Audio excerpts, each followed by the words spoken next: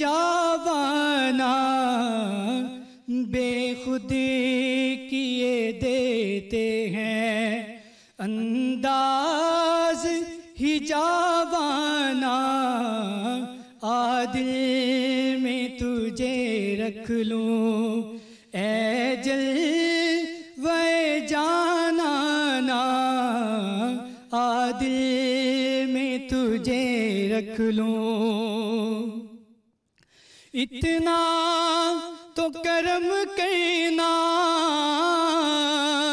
اے چشم کریمانہ اتنا تو کرم کرنا اے چشم کریمانہ جب جان لبوں پر ہو جب جان لبوں پر ہو تم سامنے آ جانا عادل میں تجھے رکھ لوں اور جی چاہتا ہے تحفے میں بھیجوں میں انہیں آنکھیں جی چاہتا ہے تحفے میں بھیجوں میں انہیں آنکھیں درشن کا تو درشن ہو درشن کا تو درشن ہو نذرانے کا نذرانہ عادل میں تجھے رکھ لوں اور جی چاہتا ہے تحفے میں بھیجوں میں انہیں آنکھیں جی چاہتا ہے تحفے میں بھیجوں میں انہیں آنکھیں درشن کا تو درشن ہو نذرانے کا نذرانہ عادل میں تجھے رکھ لوں اور میں ہوش حواس اپنے اس بات پہ کھو بیٹھا میں ہوش حواس اپنے اس بات پہ کھو بیٹھا ہنس کر جو کہا تم نے آیا میرا دیوانہ ہنس کر جو کہا تم نے آیا میرا دیوانہ بے خودی کیے دیتے ہیں انداز ہی جاوانا عادل میں تجھے رکھ لوں ہے جلوے جانانا سبحان اللہ رضوان صدیق بہت ہی خوبصورت کلام ہمارے سامنے پیش کر رہے تھے دل میں تجھے رکھ لوں اے جلوے جانانا اس امید کے ساتھ کہ آپ خیریت سے ہیں ایک اور روزے کا اختتام ہے لیکن ہماری آج کی اس ٹرانسمیشن خیر رمضان کا آغاز ہے اور اسی خیر کی دعا کے ساتھ کہ آپ کے باقی لمحات جو اس روزے کے لیے ہیں وہ بہت بخیریت گزریں اور آپ ہمارے ساتھ بھی اور ہم آپ کے ساتھ بھی ان لمحات میں سے کچھ نہ کچھ سیکھنے کی کوشش کریں آج کے سلسلے کے ساتھ میں ہوں عمران حسن اور میں ہوں ارملہ حسن رمضان المبارک کا آخری عشرہ چل رہا ہے اور امید کرتے ہیں کہ آپ کا پورا رمضان پہلے دو عشرے بہت بہترین گزرے ہوں گے اور اس عشرے کی فضیلت ویسے بھی بہت زیادہ ہے تاک راتیں ہیں لیلۃ القدر ہے اس کے حوالے سے بھی ہم نے ضرور کوشش کریں گے کہ اپنی اس نشست کے اندر بھی اور اوورآل آگے جو ہمارے پاس دن باقی رہ گئے ہیں اس خیر رمضان میں ہم ڈسکشن کرتے رہیں اور یہ جو سلسلہ ہے آج کا اس حوالے سے بھی کوشش کریں گے کچھ نہ کچھ نئی بات سیکھیں ویسے ہمیں بہت کچھ سیکھنے کو مل رہا ہے مختلف موضوعات کے حوالے کوشش کر رہے ہیں ہم اور یہ کوشش جاری رہے گی انشاءاللہ دین و دنیا کو ساتھ ملا کر کہ اسلام کی کیا انٹیگریشن ہے ہماری آج کل کی لائفز کے اندر اس پہ ہم بات کرتے رہیں گے مختلف شخصیات کا چونکہ تذکرہ رہا ہے پورے رمضان میں تو آج ہم نے ایک ایسی شخصیت کا تذکرہ چنا जब उनका जिक्र करेंगे तो आप जान जाएंगे कि उस शख्सियत का दर्जा क्या है, उस शख्सियत की इस्लाम की हम तक रसाई के लिए उनका किरदार क्या है। नबी दो जहां सल्लल्लाहु अलैहि वसल्लम की रज़ाई माओं का जिक्र किया जाए तो सैयदा हलीमा सादिया का नाम जो है इसमें नुमाया नज़र आता है। आप रज़ी अल्लाह ताला अन्हा ने नबी करीम सल्लल्लाहु अलैहि वसल्लम को न सिर्फ अपना दूध पिलाया बल्कि नबी दो जहां हज़रत सल्लल्लाहु अलैहि वसल्लम की बेहतरीन परवरिश का ज़िम्मा भी अल्लाह रब्बुल इज़्ज़त ने उनको दिया। आज कायनात की इस खुश नसीब तरीन दाई माँ और रज़ाई माँ का हम जिक्र करेंगे और इनकी अज़मत और फजीलत के साथ साथ वक्त के अहम वाक़यात पर हम गुफ्तगू करेंगे। हमारे साथ इस हवाले से हमारे मेहमान जो मौजूद हैं उनका तारुफ आपसे कराते हैं और साथ हमने जैसा कि कहा कि दीन और दुनिया दोनों का सिलसिला है तो उस मामले को भी साथ साथ हम जोड़े रखेंगे। हमारे साथ प्रोफेसर नूरीद फातिमा साहिबा मौजूद हैं, आप इनको जानते हैं, मुख्तलिफ रमज़ान ट्रांसमिशन में हमारे साथ भी और दीगर चैनल्स पर भी हमें नज़र आती हैं और आज भी हम इनके इल्म से सीखने की और फ़ायदा उठाने की कोशिश करेंगे। बहुत शुक्रिया प्रोफेसर साहब, आप तशरीफ़ लाई, आपने हमें वक्त दिया। हमारे साथ सेनेटर वलीद इकबाल साहब मौजूद है, तहरीक इंसाफ के मरकज़ी रहनुमा हैं और किसी तारुफ के मोहताज नहीं, सीनियर कानूनदान भी हैं और सियासतदान भी हैं। सो इनसे जो सियासी पहलू है फिर इनकी ज़ाती ज़िंदगी रमज़ानुल मुबारक को लेकर इस पर भी हम बात करेंगे। Thank you very much senator साहब, आप ठीक है, खैरियत से?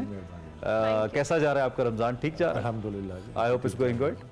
वैसे सियासी दर्जा हरारत तो ज़रा और तरह का है। हाँ, अब तो लाहौर का दर्जा हरारत वैसे भी बढ़ गया, लेकिन हाँ जी, लेकिन वैसे मोस्टली ये बेशतर हिस्सा इसका बहार में ही गुजरा है और अच्छी बहार। अच्छी बात। अब मैं एक दो रातों से देख रहा हूँ कि थोड़ा सा शायद पंखा काफ़ी नहीं है, कोई एसी वगैरह का जरूरत पड़ती है। अभी वो सर्विस नहीं कराए हुए तो मैं सोच रहा था करवा लूँ। ठीक सालाना उसकी सर्विस भी जी जी जी जरूरत पड़ रही है। सेनेटर साहब से भी हम गुफ्तगू करेंगे और आपको पता है रिजवान तो हमारे साथ मौजूद हैं ही, आमिना भी किचन में हमारे साथ होती है। आमिना कैसी हैं आप? बिल्कुल ठीक हूँ, आप कैसे? बिल्कुल ठीक। आमिना, क्या है आज मेन्यू में? आज हनी विंग्स बन रहे हैं और साथ हम लोग चॉकलेट कैरमल पार्फे बना रहे हैं एंड बनाना स्मूदी बनेगी। क्या बात है, मीठा नमकीन सारा कॉम्बो आमिना किचन में रखती हैं। बाय द वे कल मैंने बनाना ब्रेड खाई थी, it was really good. Starting with honey and then chocolate caramel and then drink भी बनाना smoothie. Wow. So I hope it's going to be a very good menu today. इस पे भी हम बात करेंगे। प्रोग्राम का बाकायदा आगाज करते हैं और सेनेटर साहब आपकी इजाज़त से ज़रा आज के मौजू के हवाले से मैं प्रोफेसर साहिबा आप सबसे पहले तो शख्सियत का अहाता एक हमारा रस्मी सा अंदाज़ है कि सबसे पहले तो हमारे सामने रखिए जो हज़रत हलीमा सादिया रज़ी अल्लाह अन्हा रज़ाई माँ और ऑब्वियसली वो हम सब की भी माँ हैं, क्या उनका किरदार रहा नबी करीम सल्लल्लाहु अलैहि वसल्लम को परवान चढ़ाने में और अल्लाह ने क्यों कर चुना उनकी ज़ात अक़दस को, ज़ात मुबारका को इस अजीम मकसद के लिए? बहुत शुक्रिया। बिस्मिल्लाहिर्रहमानिर्रहीम। अल्लाहुम्मा सल्ली अला सय्यदिना व मौलाना मुहम्मद व अला आलिहि व सहबिहि व बारिक वसल्लम। अल्लामा इकबाल ने अपनी नज़्म वालिदा मरहूमा की याद में अपनी वालिदा के लिए जो दुआ की थी उसी दुआ से अपनी बात का आगाज़ करूँगी। फरमाते हैं, आसमां तेरी लहद पर शबनम अफशानी करे, सब्ज़ाए नौरस्ता इस घर की निगहबानी करे।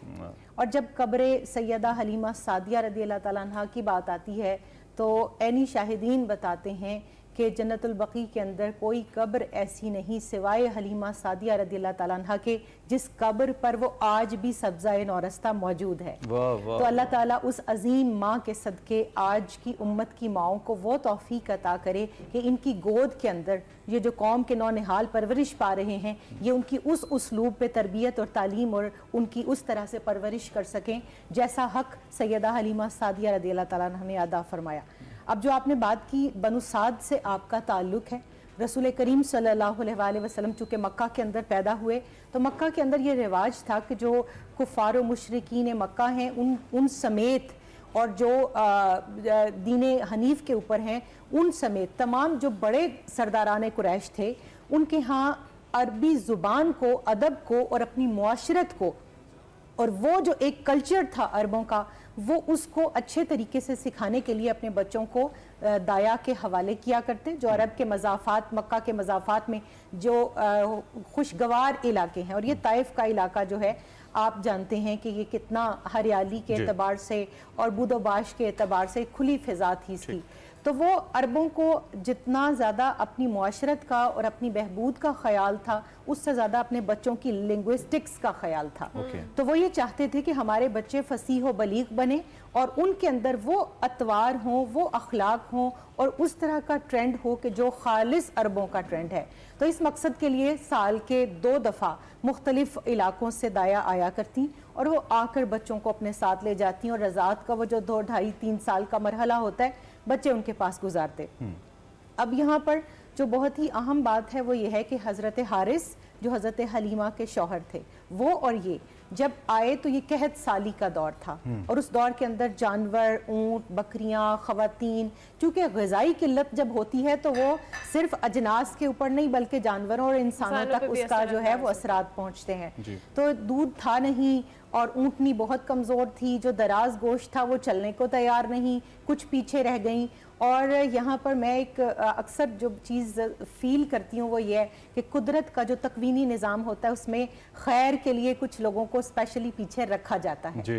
وہ اللہ تعالیٰ کا حسن انتظام ہوتا ہے. تو ان کو پیچھے رکھا گیا اور جب یہ آخر میں پہنچی تو 10 بچے عربوں کے اس وقت میں جو ہے تولد ہوئے، 9 خواتین لے گئیں اور ان کو جو ہے وہ یتیم سمجھ کر، جو روایات میں آتا ہے کہ وہ خواتین نے اس طرف کوئی توجہ نہیں کی. لیکن اللہ تعالیٰ نے حلیمہ سعدیہ رضی اللہ تعالیٰ عنہ کو جو بچا کر رکھا ہوا تھا اپنے محبوب کے لیے، وہ پھر در یتیم ان کی گود میں ڈالنا تھا. تو 7 دن تک سیدہ آمنہ سلام اللہ علیہا نے آپ کو دودھ پلایا اور اس دوران میں جو آپ کی رضائی والداؤں کا آپ نے ذکر کیا، حضرت سویبہ رضی اللہ تعالیٰ عنہ جو ابو لہب کی آزاد کردہ خادمہ تھیں، اور آزادی بھی ان کو کس خوشخبری پر ملی تھی کہ جب انہوں نے جا کر خوشخبری سنائی کہ اے ابو لہب تیرے مرحوم بھائی عبداللہ کے گھر بیٹا پیدا ہوا ہے، تو وہ عرب جو بیٹیوں کو پیدا ہوتے ہی زندہ درگور کر دیتے تھے، بیٹے کی ولادت پر اتنی خوشی مناتے تھے کہ وہ غلام اور لونڈیاں آزاد کرتے تھے. تو اس وقت میں سیدہ سویبہ رضی اللہ تعالیٰ عنہ کو جو آزادی ملی وہ اسی خوشخبری کے صدقے میں ملی. تو اس کے بعد پھر کچھ عرصہ انہوں نے بھی درمیان میں دودھ پلایا، مگر 7 دن کے بعد حضرت حلیمہ سعدیہ جب یہ پہنچی ہیں اور حضرت ابو طالب سے ان کی، حضرت عبد المطلب سے ان کی جب ملاقات ہوئی، انہوں نے نام پوچھا اور انہوں نے پورا ان کا انٹرویو کیا، اور جب انہوں نے بتایا کہ میرا نام حلیمہ سعدیہ ہے تو آپ مسکرائے اور خوش ہوئے. آپ نے کہا حلم بھی اور سعد بھی، یہ دونوں چیزیں اکٹھی ہو گئی ہیں، تو ہم آپ ہی کا تو انتظار کر رہے تھے. پھر یہ تشریف لائیں اور آپ حضرت آمنہ کے پاس جب دیکھتی ہیں کہ ایک نومولود، ایک چاند سے زیادہ روشن مکھڑے والا بچہ سبز رنگ کی چادر کے اوپر سفید رنگ کی اوڑھنی کے ساتھ سو رہا ہے، تو کہتی ہیں میں تھوڑا آگے بڑھی اور میں نے چاہا کہ میں اس بچے کو اٹھاؤں، لیکن اس بچے کی نیند میں خلل نہ آئے اور وہ رونے نہ لگ جائے، تو میں نے اٹھایا نہیں، لیکن میں نے اس کے سینے پر ہاتھ رکھا، اور جو ہی میں نے ہاتھ رکھا، قربان جائیے یوں لگتا ہے کہ میں نبی کریم صلی اللہ علیہ وسلم نے ان کو اپنی رضاعت کے لیے قبول فرمایا، اپنی چشمان مبارکہ کھولی، مسکرائے اور پھر آپ نے ان کو گود میں اٹھایا، سینے سے لگایا. یہاں پر رک کر ہمیں ایک جو چیز غور کرنی ہے وہ ہے برکات مصطفیٰ صلی اللہ علیہ وسلم، کہ جو ہی آپ کو انہوں نے اٹھایا، وہ حلیمہ سعدیہ جن کی گود میں ان کا بیٹا عبداللہ دودھ پی رہا تھا اور اس کے لیے دودھ ناکافی ہوتا تھا اور وہ ساری رات روتے رہتے تھے، وہ جو ہی ساتھ لگاتی ہیں آپ کی چھاتیاں دودھ سے اتنی بھر جاتی ہیں کہ فوری طور پر آپ سیدنا رسول اللہ صلی اللہ علیہ وسلم کو دودھ پیش فرماتی ہیں. وہ دودھ پیتے ہیں اور قربان جائیے عدل محمدی صلی اللہ علیہ وسلم پر کہ ایک طرف کا دودھ پیا اور دوسری طرف کا اپنے بھائی عبداللہ کے لیے چھوڑ دیا. جتنی دیر رضاعت رہی اتنی دیر دوسری طرف کا دودھ نہیں پیا. پھر ان کو لے کر جو ہے وہ خانہ کعبہ کی طرف گئیں، اور یہاں بہت ہی خوبصورت بات نور بخش توکلی رحمہ اللہ سیرت رسول عربی میں لکھتے ہیں کہ ہم تو اپنے نبی کی محبت اور ان کی شان اور ان کی معرفت کو نہیں پا سکتے، مگر جو چیز رسول کریم صلی اللہ علیہ وسلم سے نسبت پا گئی اس کو یہ معرفت ملی کہ وہ دراز گوش، جس کو آج ہم اپنی زبان میں گدھا بھی کہتے ہیں، خچر بھی کہتے ہیں، اللہ نے اس کو لمس مصطفیٰ صلی اللہ علیہ وسلم کا یہ شعور دیا کہ جو ہی آپ اس کے اوپر سوار ہو کر خانہ کعبہ کے طواف کی طرف گئی ہیں، وہ دراز گوشت اس شکر گزاری کے اندر کہ مجھ پر محبوب دو عالم جو براق پر سوار کیا جانا ہے، آج وہ سوار ہوئے ہیں. اس نے 3 دفعہ خانہ کعبہ کی سرزمین پر ماتھا ٹیکا اور آسمان کی طرف سر اٹھا کر شکرانہ ادا کیا. کیونکہ صرف یہ آغاز ہے اور یہ تو اس کا جو ایک لمحہ ہے، اس کے بعد وہ ایک لمحہ یہ اتنا متبرک ہے کہ اس کا جب ہم ذکر کریں تو شاید ہمیں بہت زیادہ وقت چاہیے، لیکن پروگرام کے سلسلے کو آگے بڑھاتے ہیں، ساتھ ساتھ باقی گفتگو بھی ہم نے جاری رکھنی ہے اور یہ جو ذکر کریم ہے اس کو بھی ہم ساتھ ساتھ جاری رکھیں گے. سینٹر صاحب، ایک تو آپ نے ذکر بھی کیا اپنی سیاست کے حوالے سے کہ ٹیمپریچر بہت ہائی ہے. So we've never seen such high temperatures before. آپ تو چونکہ آپ کا قانون سے بھی تعلق ہے اور اس وقت یہ معاملہ جو ہے یہ جنگ قانون کے در پہ آ پہنچی ہے اور قانون کے در پہ کیا قانون کے گھر میں آ پہنچی ہے. کل بھی ایک بینچ بنا, ایک نوٹیفیکیشن جاری ہوا, کچھ لوگوں نے کہا بہترین فیصلہ ہے, کچھ کہہ رہے ہیں یک طرفہ ہے, اور کچھ جو پولیٹیکل جو کانسٹیٹیوشنل رپورٹرز ہیں وہ یہ کہہ رہے ہیں کہ ہمیں پتہ ہے کہ فیصلہ کیا آئے گا اس بینچ کے بننے کے بعد. How you comment on this situation being the P T I leader? میں ابھی سوچ ہی رہا تھا کہ آپ نے ابھی تمہید میں اپنی بات کی کہ دین اور دنیا دونوں پہ گفتگو ہوگی. میں سوچ رہا تھا مجھ سے آپ کیا پوچھیں گے, دین کی بات کوئی پوچھیں گے یا دنیا کی پوچھیں گے؟ آپ دین کی بھی کرنا چاہیں تو موسٹ ویلکم. چلے ایک تو ابھی آپ میں جب آیا تو آپ آنے کے فوراً بعد ہی وہ آپ نعتیہ کلام کا سلسلہ تھا جی, تو میں علامہ اقبال کے 2 اشعار ضرور کہ وہ دانائے سبل ختم الرسل مولائے کل جس نے غبار راہ کو بخشا فروغ وادی سینہ, نگاہ عشق و مستی میں وہی اول وہی آخر وہی قرآن وہی فرقان وہی یاسین وہی طٰہٰ. سبحان اللہ, کیا کہنے. اور علامہ اقبال کی زندگی میں ایکچولی جس کا میں نے ایک پروفیسر کی طرح تو نہیں مطالعہ کیا, لیکن جتنا میں شوق رکھتا ہوں اس کے حوالے سے جو کر سکا, مجھے واضح ہے کہ 3 ان کی بہت زیادہ انسپریشن زندگی میں رہیں, بلکہ 2 اور پھر ایک تیسرے نمبر پر بھی. نمبر 1 قرآن مجید سے وہ بہت انسپائرڈ تھے کیونکہ 4 سال کی عمر سے انہوں نے اس کو شروع کیا ہوا تھا پڑھنا, مدرسے سے وہ شروع ہوئے, اور وہ جو محبت وہ جو عقیدت ان کے دل میں اس وقت اس 4 سال کی عمر میں پیدا ہوئی, وہ ان کے آخری سانس تک, ہی وہ 61 بلکہ لیس دین 61 جب ان کا انتقال ہوا 1938 میں. دوسرا نبی کریم صلی اللہ علیہ وسلم کی جو شخصیت اور ان کی سیرت, اور یہاں تک کہ ان کی دونوں انسپریشنز کا ذکر ان کے فارسی کلام میں حصے میں آتا ہے جس کا مفہوم فارسی میں نہیں جانتا, لیکن یہ کلام اتنا مشہور ہے کہ وہ نبی کریم صلی اللہ علیہ وسلم سے مخاطب ہیں اور یہ کہہ رہے ہیں علامہ کہ قیامت کے دن کہ اگر میرے دل میں قرآن کے علاوہ ایک لفظ اور بھی ہے, اپنا کلام کی بات ہی کر رہے ہیں کہ میرے دل میں یا میرے کلام میں اگر قرآن کے علاوہ ایک لفظ اور بھی ہے تو آپ صلی اللہ علیہ وسلم مجھے قیامت کے دن خار و رسوا کر دیجئے گا. آپ اس کانٹے کو گلستان سے نکال کر باہر پھینک دیجئے گا, آپ میرے ناموس کے پردے کو چاک کر دیجئے گا. یہ شاعر وائر جو بھی ہے فنشڈ, اور آپ قیامت کے دن مجھے اپنے قدموں کے بوسہ کا اعزاز نصیب نہ فرمائیے گا اگر میرے دل میں قرآن کے علاوہ ایک لفظ اور بھی. سبحان اللہ. تو یہ 2 انسپریشنز کا تو ذکر آتا ہے, اور پھر کوئی تیسرے نمبر پہ اگر ان کو انسپریشن ہے جو ان کے کلام سے واضح ہوتی ہے تو وہ ان کی والدہ محترمہ ہے, جن کا ذکر ابھی پروفیسر صاحبہ نے بھی کیا. وہ جو والدہ مرحومہ کی یاد میں وہ ایک طویل نظم ہے جو اردو زبان کے عظیم ترین مرثیوں میں شمار ہوتی ہے. انہوں نے تو وہ آخری شعر انہوں نے پڑھا, بٹ اس میں بہت سی باتیں علامہ نے کی ہوئی ہیں. کس کو ہوگا اب وطن میں آہ میرا انتظار, کون میرا خط نہ آنے پر رہے گا بے قرار, خاک مرکت پر تیری لے کر یہ فریاد آؤں گا, پھر دعائے نیم شب میں کس کو میں یاد آؤں گا, اور عمر بھر تیری محبت میری خدمت کر رہی, میں تیری خدمت کے قابل جب ہوا تو چل بس. اور بہت سی اور باتیں ہیں کہ میری ساری تربیت والدہ کی تھی جس نے مجھے ستاروں کے ساتھ ملا دیا, انجم کا ہم قسمت کر دیا, اور میرے آبا و اجداد کے گھرانے کو سرمایہ عزت بنایا تو والدہ کی تربیت نے. اور زندگی کی کتاب میں اگر کوئی زرعی ورق ہے تو وہ والدہ کی حیات ہے, اور اگر کوئی دین و دنیا کا سبق ہے تو وہ والدہ کی حیات ہے. وہ بہت بہت ٹریبیوٹ, کیونکہ آج مطلب آپ وہ جو والدہ کا ہی ذکر ہے تو میں نے سمجھا وہ ریلیونٹ. بالکل بہت خوبصورت. اب دنیاوی بالکل اب دنیاوی باتوں پہ بھی کامنٹ کر دیں. دیکھیں جی, ظاہر ہے میں اپنے طریقے سے اس شخصیت کا یہ پہلو تھوڑا ہمیں کم معلوم تھا تو ہمیں بڑا اچھا لگا جان پہ, اس پہ مزید ہم گفتگو کرنا چاہیں گے, تو آپ ضرور سوال کا جواب دیجئے پھر ہم اس کو کنٹینیو کرتے ہیں جب تک سمودھی نہیں مل جاتا. دیکھیں جی, میرا obviously میں جو بات کروں گا وہ اپنی ہی موقف کی نمائندگی کروں گا جو میری جماعت ہے اور جو میرے لیڈر ہیں اور جس جدوجہد میں ہم انوالوڈ ہیں. دیکھیں جی, مسئلہ بالکل واضح اور روز روشن کی طرح صاف ہے. آئین کا ایک تقاضا ہے, آئین کی ایک ہدایت ہے, آئین آئین نے لازم قرار دیا ہوا ہے کہ جب کوئی اسمبلی توڑی جائے تو 90 دن میں الیکشن ہونا. ٹھیک.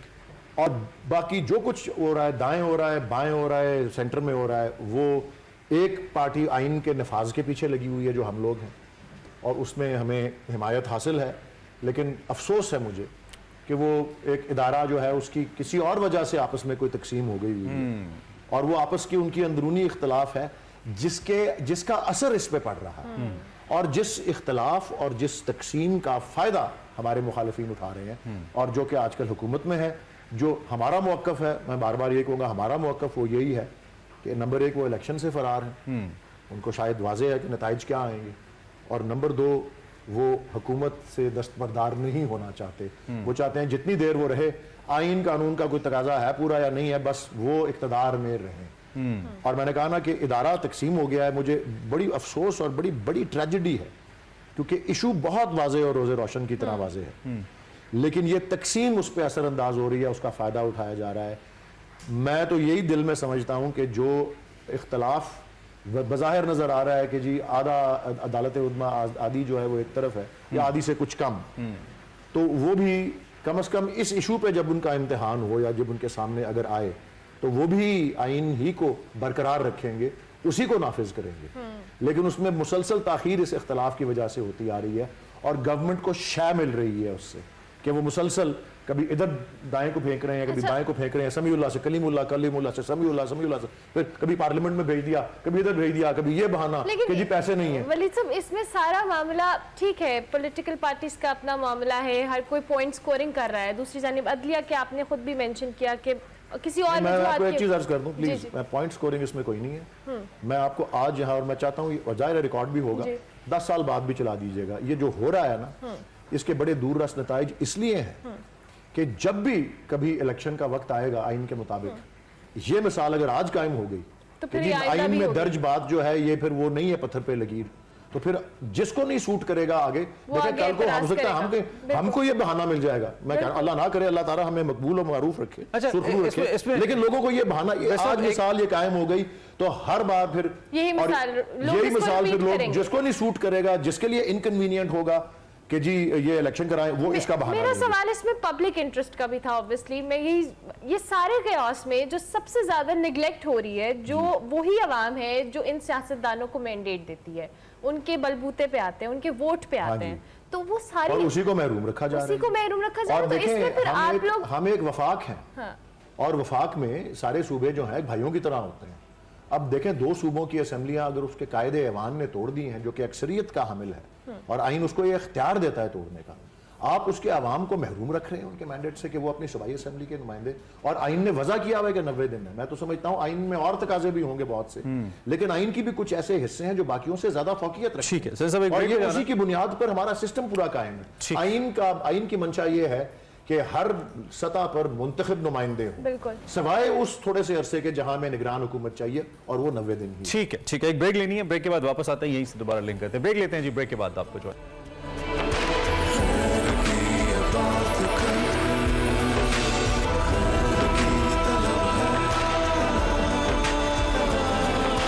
آئی ہوں گی, اس حوالے سے بھی کچھ بتائیں. کسی نے بڑی خوبصورت بات کی تھی, غالباً اعظم چشتی صاحب ہیں, کہ حلیمہ دو جہاں قربان ہوں تیرے مقدر پر, تیرے کچے سے گھر میں رحمت پروردگار آئی. اور بڑی مایوس تھی دائی حلیمہ جب گئی مکے, مگر آئی تو لے کر 2 جہاں کا تاجدار آئی. اور وہ فرماتے ہیں کہ وہ آئے تو منادی ہو گئی سائم زمانے میں, سائم چشتی, جی سائم چشتی صاحب, وہ آئے تو منادی ہو گئی سائم زمانے میں, بہار آئی بہار آئی بہار آئی بہار آئی. سبحان اللہ. تو وہ جو ہر طرف بہار آئی, اس میں سب سے زیادہ جو حصہ ملا, اور جہاں پر معجزات مصطفیٰ صلی اللہ علیہ وسلم پالنے کے اندر ہی چاند جو ہے وہ انگلی کے اشارے پر کھیلتا تھا, وہ دیکھنے کو ملے, وہ کاشانہ سیدہ حلیمہ سعدیہ رضی اللہ تعالیٰ عنہ ہے. لیکن جیسے میں بریک سے پہلے ذکر کر رہی تھی کہ یہ برکات کا سلسلہ تو آپ کو گود میں لینے کے ساتھ ہی شروع ہو گیا. پھر جب طواف کعبہ کیا اور اس کے بعد پھر لے کر چلیں, تو ان کی سواریاں جو کہ پہلے قدم بھرنے کو تیار نہیں تھیں, اب ان کی رفتار اس قدر تیز ہو گئی کہ وہ جو پہلے سے نکل چکی تھی دائیاں, یہ ان کو بھی کراس کر کے آگے چلی گئی. پھر اس کے بعد جب گھر میں داخل ہوئی ہیں, گھر میں نور کا اور خوشبوؤں کا ظہور. پھر اس کے بعد جب آپ کے جانور جو ہے انہوں نے زیارت مصطفیٰ صلی اللہ علیہ وسلم کی, اور پھر اس گھر میں وہ برکتیں اتری تو وہ جانور اتنے فربا ہو گئے کہ روایات میں آتا ہے کہ ان کے جو گوشت ہے وہ ڈھلکا پڑتا تھا اور ان کے تھن دودھ سے بھر گئے تھے، وہ بکریاں اور وہ بھیڑے اور جو ان کے پاس جانور تھے۔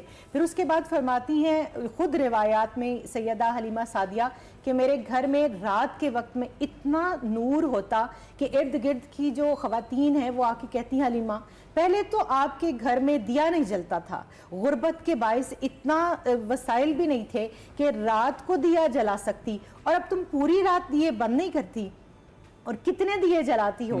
تو فرماتی ہیں کہ میں دیے نہیں جلاتی، اب میرے گھر وہ ودھا مکھڑے والا، وہ نور زلفوں والا، وہ ایسا پیارا معصوم بچہ آیا ہے کہ جو خیر العالمین کے نام سے ان کی والدہ نے، کیونکہ یہاں پر ارملہ جو سیدہ آمنہ رضی اللہ تعالیٰ عنہ کا انٹریکشن تھا نا، اس میں انہوں نے جو ولادت سے قبل کے عجائبات اور معجزات تھے وہ بھی شیئر کیے تھے۔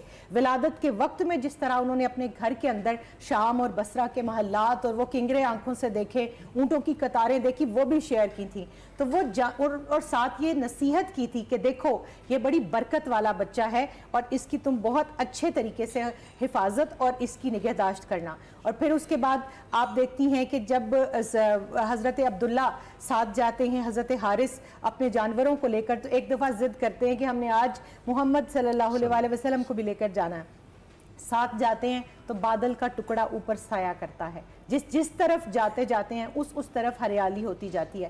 پھر اس کے بعد آپ دیکھیے کہ کاہنوں کا دور تھا، جادوگروں کا دور تھا، اور جو بنی اسرائیل ہیں ان کے لوگ جادو میں بہت ماہر تھے، ان کو پتا تھا تورات زبور کے اندر جو آپ کی ولادت کے واقعات اور جو نشانیاں تھیں وہ درج تھیں، تو طریقے سے لوگ ڈھونڈتے آپ کو آتے۔ جب آپ بازار کی طرف ایک دفعہ لے کر گئیں تب آپ کے اوپر حملے کی کوشش کی گئی، ایک کاہنہ آپ کے گھر آئی اور اس نے کہا اپنا بچہ دکھاؤ۔ اب یہاں پر قربان جائیے حضرت حلیمہ سعدیہ کے، اور کہتی ہے تم نے کیوں دیکھنا ہے؟ کہتی ہے مجھے پتا چلا تمہارے گھر میں ایک جادوگر بچہ آیا ہے، کہ نعوذ باللہ جب سے وہ آیا ہے تب سے تمہارے گھر میں برکتوں کا نزول اتنا ہے کہ تم بانٹتی پھرتی ہو۔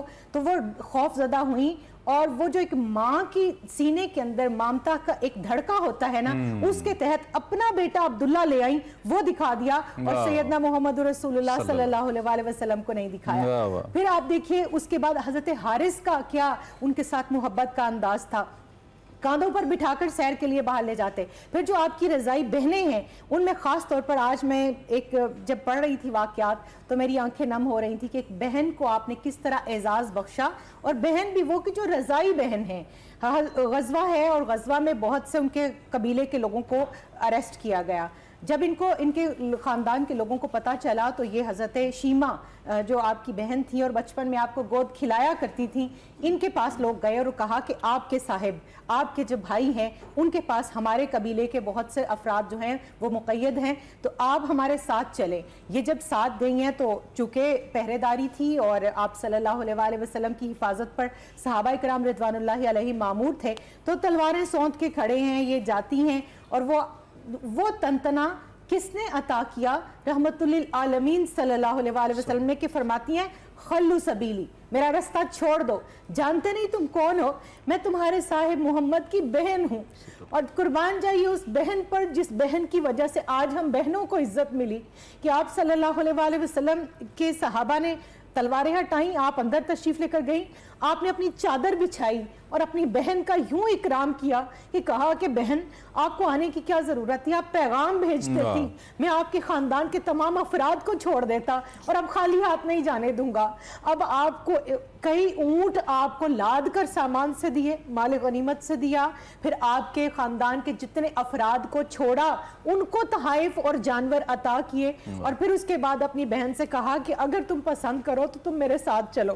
آج امت محمدیہ علیہ صاحب صلاۃ کے اندر آج بھی بہنوں کی قرآن سے شادی کی جاتی ہے، آج بھی بہنوں کی حق مارے جاتے ہیں۔ تو میں اس بہن کا واسطہ دے کر، اس ماں کا واسطہ دے کر، کیونکہ پاکستان ہے، اس میں اولڈ ہاؤسز بننا شروع نہیں ہوئے، اب ان کی کثرت ہونا شروع ہو گئی ہے۔ آپ جائیں فاؤنٹین ہاؤس کے اندر، وہاں جا کر دیکھیں اور اداروں میں دیکھیں، آپ نے تو اپنی رضائی ماں کا یہ اکرام کیا کہ قحط کا زمانہ تھا, حضرت حلیمہ تشریف لائی ہیں, حضرت خدیجۃ الکبریٰ سلام اللہ علیہ سے کہا کہ یہ میری ماں ہیں, اور آپ نے بھی قربان جائیے وہ اکرام کیا جو سگی ساس کا کیا جاتا ہے. آپ نے ان کو ایک اونٹ سامان سے لاد کر اور 40 بکریاں ساتھ عطا فرمائی.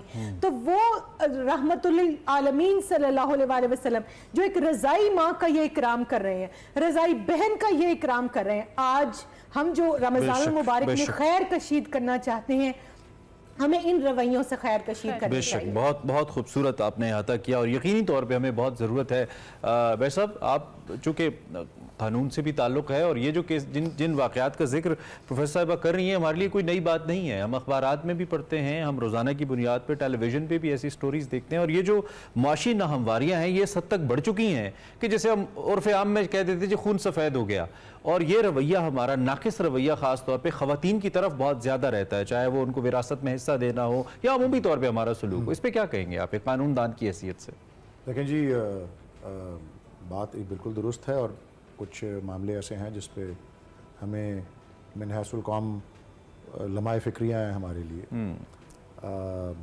ورلڈ اکنامک فورم ایک ادارہ ہے, میں نے سینٹ کے فلور پہ بھی یہ بات 2-3 دفعہ کی ہے کہ مسلسل 2-3 سال سے ان کی ایک رپورٹ آتی ہے سال کے آخر میں, بالکل دسمبر یا جنوری میں, وہ پورے سال کی ہوتی ہے. اسے گلوبل جینڈر پیرٹی انڈیکس کہا جاتا ہے, اور ملکوں کا شمار اس کے مطابق کیا جاتا ہے, اور پاکستان سب سے آخر میں آنے والے 3 ممالک میں جو ہے شمار ہوا ہے پچھلے 2-3 سال سے مسلسل گلوبل جینڈر پیرٹی میں, کہ مساوی سلوک جو خواتین کا اور جو حضرات کا ہے اس میں. مثال کے طور پہ جو آپ کی افرادی قوت ہے, ورک فورس جو ہے, اس میں مردوں کی شرکت جو ہے وہ تقریباً 84% ہے. 84% of the male population is in the work force, اور عورتوں کی ہوئی شرح جو ہے خواتین کی وہ تقریباً 21 یا 22% کے قریب یا 24.8% ہے ایکچولی. سو 3 گنا سے بھی زیادہ کا فرق ہے. اور اس کے پھر آگے سب سیٹس ہیں, سب ایریاز ہیں جس میں تھوڑا سا تعلیم لے لیں یا میڈیسن لے لیں یا ٹیچنگ لے لیں.